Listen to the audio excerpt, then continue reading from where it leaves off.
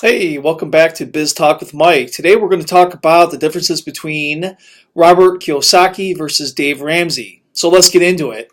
Who is Dave Ramsey? Dave Ramsey is a financial guru, and he talks about getting out of debt, staying debt free, and buying everything with cash. That's his basic thing. Also, he's a financial guru. He has a radio show. He has books. He's based on biblical teachings, which means that he's a Christian financial teacher. And the other thing is he talks about not living beyond your means, which is a big thing with him. Not overfinancing things and keeping up with the Joneses is something that he greatly discourages. Robert Kiyosaki, the difference, he's another financial guru. Same thing, books. His most famous book is Rich Dad Poor Dad, which in another video I talk about. It's a good business book just to get started with.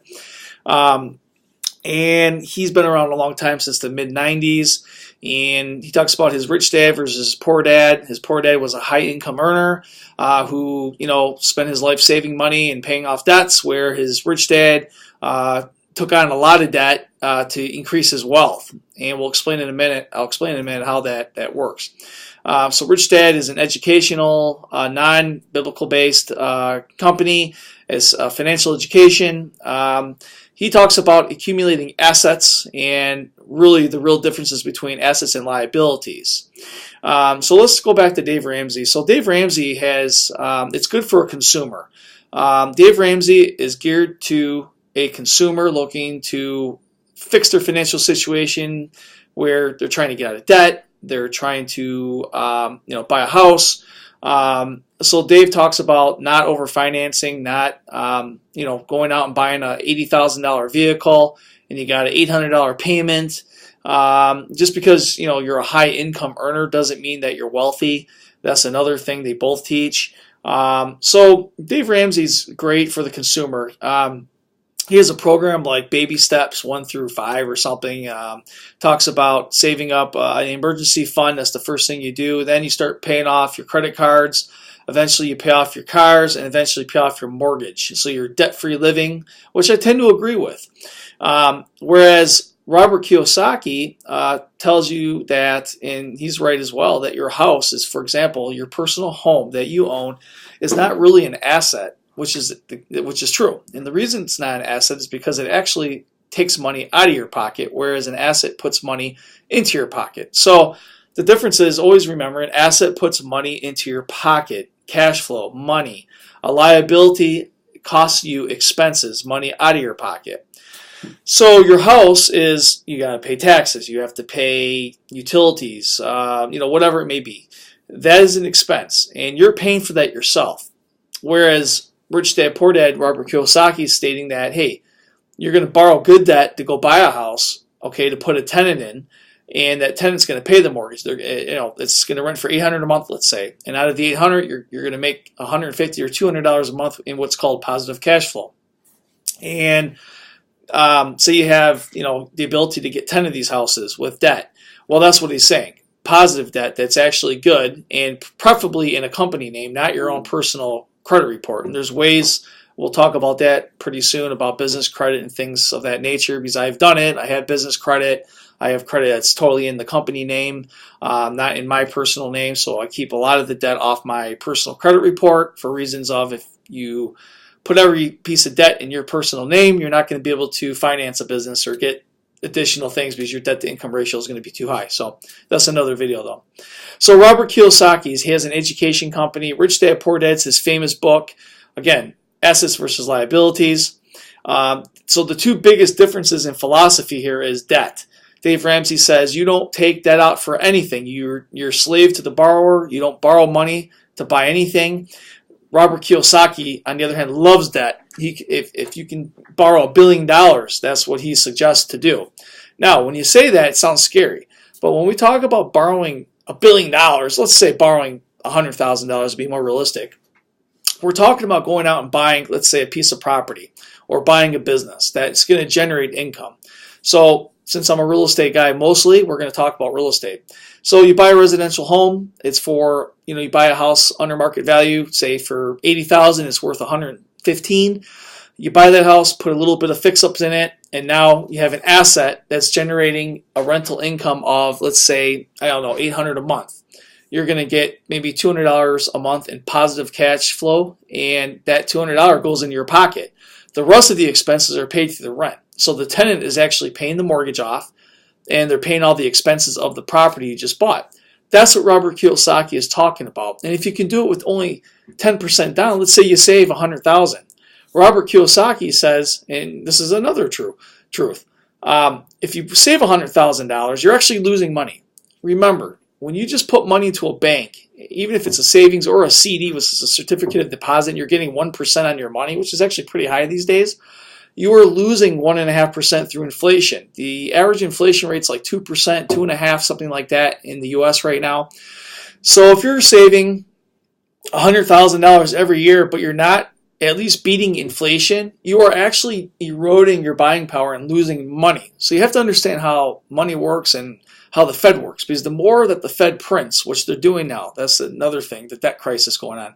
The more money that they print, the more that your money in savings erodes. Prices of things go up, prices of houses. Now, if you carry debt on something like a house in a period of high inflation, it's actually good, because you're now that house is going up in value, and that money that you would have had just sitting there in the bank is actually not losing. You can sell that property at the higher inflation rate. But the purpose is to leverage your money that you do have in savings. So as soon as you save $100,000, you want to get it out of savings right away and reinvest into a business or reinvest into some real estate, or stocks and mutual funds is fine. Big difference. Dave Ramsey preaches and talks about mutual funds. Find a good mutual fund that's paying 8 to 12% a year. Put all your money in there and forget about it, and let a professional money manager handle your money. Now, if you're not good with money, maybe you're a doctor and you're in the medical field. That's not your expertise. That's a good idea. If you're an entrepreneur, paying a money manager just doesn't make sense. They're taking out so many fees that you don't even know about. It's unbelievable. So for you to invest into a mutual fund, if you're someone that's a go-getter, entrepreneur, learn how to do it yourself. Learn the right stocks to buy. Learn the stocks that pay dividends. Learn what mutual funds are no load, front end mutual funds, all that stuff. I'm not a big mutual fund person, so I don't have a ton of insight into that. I prefer to take my own money and invest it into real estate. That's what I like to do. Or cryptocurrencies, trading that, things of that nature. I like higher risk investments as well. So Robert Kiyosaki basically is talking about taking on debt that you can leverage and buy many assets. You collect 10 or 20 homes, and you make this positive cash flow, whereas Dave Ramsey wants you to save up all that money, buy a house with cash, and then save, buy another house with cash. You can get wealthy like that. You can become a millionaire or a decamillionaire, which is over $1 million, 2-3 million plus. But it's going to take you 25, 30 years. Some people have done it in their 30s. Some people have done it sooner by saving up a mega amount of money and paying off all their debt. That's fine. But if you're not invested into something, your savings is not good enough. It's going to get eroded. Now, if you want to become, wealthy faster, and what I'm doing now is I'm using other people's money. I'm trying to pull together investor monies. I'm trying to buy houses that I can get under market value. And instead of just using my own savings, I'm taking that and leveraging the money I do have and buying as many properties as I can under market value, fixing them up, either reselling them or renting them. So, that's another way to, instead of saving for 10 or 20 years, you can get $100,000 in your account now with other people's money and buy assets now and accumulate them and pay off that debt over time. So that's the biggest difference between Robert Kiyosaki and Dave Ramsey. Their philosophies about debt and how to spend it, but mostly remember that just because somebody makes a high income and they're driving a Mercedes and they have a $500,000, $2 million home, doesn't really mean they're balling. It tells me they have a lot of payments, unless they are truly like the glittering rich. There's a great book called Stop Acting Rich by Dr. Thomas Stanley. It's in one of my videos I talk about. I highly recommend reading that book. It talks about all the type of classes in America and wealthy people versus people that want to be, are imitating the wealthy people.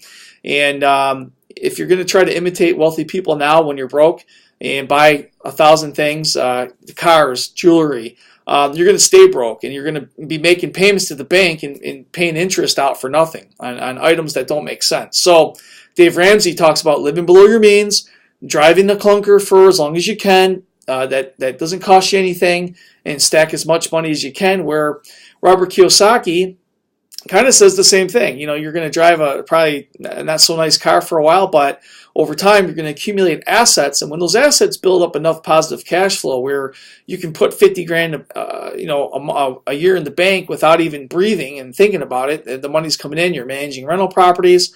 Now you can go buy your expensive car, put half down, or buy it all at once. But even then, it's stupid to do that. You might as well get a bank loan and let the bank, if you can make even a 10% interest, return on investment with your $50,000 that you're going to buy on a car, it's better to do that and take out a loan at like 3% on a car and pay the interest on the vehicle, but take that $50,000 and reinvest into a house, let's say that's bringing in $800 a month. So technically, one property is paying for your car payment, so to speak, depending on the math. Again, this is all theory we're talking here. So I'm just trying to give you an idea out there of ways of using your money where you're not going to necessarily spend all your cash on something. You want to leverage your money and buy assets. So if you're the type of person that's cautious and that maybe is nervous, don't do the debt thing. Just save your money and buy stuff outright and go the safe route. If you're an entrepreneur and you're a risk taker, go the Robert Kiyosaki's way. And that way is to leverage your money. You have to pull investors together. You want to become bigger and bigger, you got to have partners when you're first starting out. And that's kind of where I'm at right now, where I'm starting back out in the field. I had houses and properties many years ago. I had to start over because I made mistakes. I did a lot of stupid stuff, and I had to sell my properties off and things of that nature. But now I've learned so much that I know what I'm doing now, and I'm not going to make those same mistakes. So don't make mistakes in the beginning. Go learn from somebody that's already made the mistakes so you don't make them. And if people have something to say where there's a situation about an investment that went wrong, and you're hearing them and you're like, yeah, right, that doesn't happen. I would just be cautious and research what somebody's saying, because 9 times out of 10, an experienced person has been through something major, and they're talking from experience. Like, oh, don't do that because this could happen.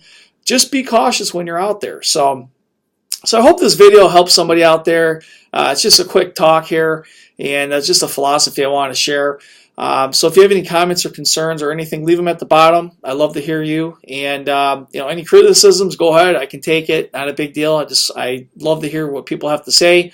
And all right, so have a good time and have a great night. And until next time, this has been Biz Talk with Mike, and thanks for watching.